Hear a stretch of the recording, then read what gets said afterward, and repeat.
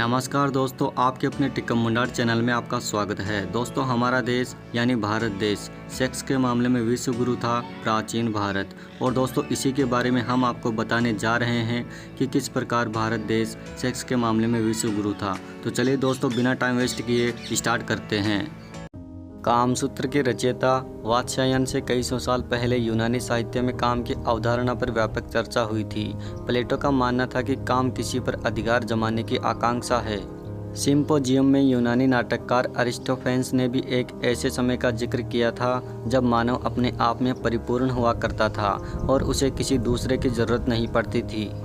नतीजा ये हुआ कि वो बहुत शक्तिशाली हो गया और देवताओं तक को चुनौती देने लगा। लेकिन देवताओं के राजा जायस ने इससे निपटने का एक तरीका निकाला और मानव को पुरुष और स्त्री दो भागों में बांट दिया, जिसका नतीजा ये हुआ कि मानव सीधा खड़ा होने लगा, दो पैरों पर चलने लगा और ऐसा लगने लगा कि उसके सामने के अंग विभाजित हो गए। बकौल प्लेटो, हमारी अपूर्णता ने हमें दूसरे भाग की चाहत के लिए मजबूर किया। प्लेटो सेक्स की पूर्णता की मांग के तौर पर व्याख्या करते हैं, हम हर उस चीज़ से प्यार करते हैं जो हमारी अपनी नहीं है। लेकिन फिर एक ऐसा समय भी आया जब सेक्स के बारे में कहा जाने लगा कि यह बेकार की चीज़ है, सेक्स गंदा है और इसे करना पाप है। 325 ईस्वी में कैथोलिक चर्च ने जब अपने कायदे कानून बनाए तो उसमें साफ कहा गया कि शरीर एक खराब चीज़ है, शारीरिक सुख फिजूल है और इसको पाने की इच्छा रखना पाप है। उनका मानना था कि सेक्स का एकमात्र उद्देश्य सिर्फ संतान को जन्म देना है। लेकिन लगभग उसी समय वात्स्यायन गंगा के तट पर बैठकर कामसूत्र लिख रहे थे और बता रहे थे कि वास्तव में यौनिक आनंद बहुत अच्छी चीज़ है और इसे किस तरह और बढ़ाया जा सकता है। सेक्स में खुलापन। प्राचीन भारतीय वास्तुकला में ऐसे बहुत से उदाहरण हैं जो बताते हैं कि प्राचीन समय में सेक्स के बारे में लोगों की सोच कितनी खुली हुई थी। ओडिशा के कोणार्क के सूर्य मंदिर को ही ले, जहां तराशी हुई नग्न मूर्तियां देखने को मिलती है। इसी तरह बौद्ध धर्म से जुड़ी अजंता और एलोरा की गुफाओं में भी युवतियों की नग्न मूर्तियां दिखाई देती है। अजंता की गुफा चित्र ईसा से 2 सदी पहले बनाए गए थे। वहीं एलोरा की कलाकृतियां 5वीं से 10वीं सदी के बीच बताई जाती है। भारत में सेक्स का खुला चित्रण मध्य प्रदेश के खजुराहो के मंदिरों में भी देखने को मिलता है। यह मंदिर करीब 1000 साल पुराने हैं। इन्हें चंदेल राजाओं ने 950 से 1050 ईस्वी के बीच बनवाया था। उस दौरान कुल 85 मंदिर बनाए गए थे, लेकिन आज इनमें से सिर्फ 22 मंदिर ही बचे हैं। यूनेस्को ने इन्हें 1986 में विश्व की धरोहर घोषित किया था। इन मंदिरों में यौन संबंधों का हर रूप देखने को मिलता है। दीवारों पर हर सेक्स आसन को चित्रित किया गया है।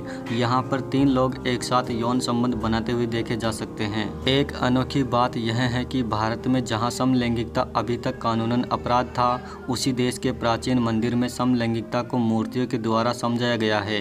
13वीं सदी में माउंट आबू के पास बनवाए गए दिलवाड़ा मंदिरों में भी अंतरंग दृश्यों को संगमरमर में उकेरा गया है। समलैंगिकता की स्वीकार्यता। वैसे समलैंगिकता दुनिया के दूसरे देशों में अपनी पहचान के लिए लड़ती रही, लेकिन प्राचीन भारत में इसे सामाजिक मान्यता प्रदान की गई।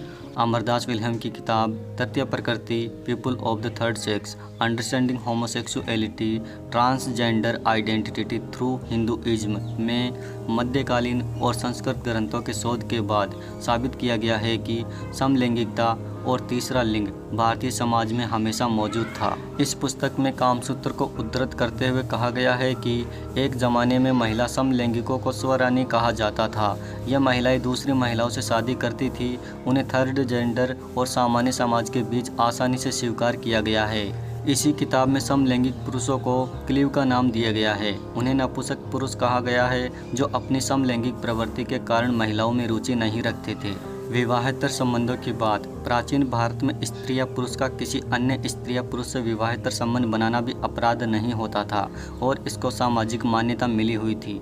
राधा कृष्ण के प्रेम का वर्णन इस बात की मिसाल है कि समाज में बहुत खुलापन था और प्रेम को शर्म से नहीं जोड़ा जाता था। सूरदास के शब्दों में, अपनी भुजा श्याम भुज, ऊपरी श्याम भुजा अपने उर धरिया, यो लपटाई रहे उर उर जो, मरकत मणि कंचन में जरिया। विद्यापति ने भी राधा के सौंदर्य का वर्णन करते समय अपना हृदय उड़ेल दिया है।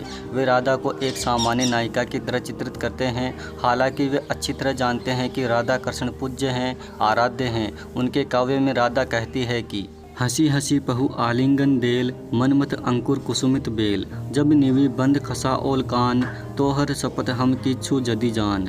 कृष्ण के साथ कहीं भी उनकी पत्नियों की तस्वीर या मूर्ति नहीं मिलती। हर जगह कृष्ण के साथ राधा ही नजर आती है। यह समाज में प्रेम की स्वीकृति का उदाहरण है। जमीन आसमान का अंतर। वैसे तो प्राचीन भारत में सेक्स पर कई ग्रंथ लिखे गए, लेकिन कामसूत्र ने पहली बार इस मिथक को तोड़ा कि सेक्स में नारी का आनंद उतना महत्वपूर्ण नहीं है जितना पुरुष का। पहले ये धारणा थी कि महिला को अपने चरम सुख यानी ऑर्गाज्म के लिए पुरुष पर निर्भर रहना पड़ता है। वात्स्यायन ने पहली बार कामसूत्र में बताया कि महिलाओं के चरम सुख के लिए पुरुषों का होना तक जरूरी नहीं है।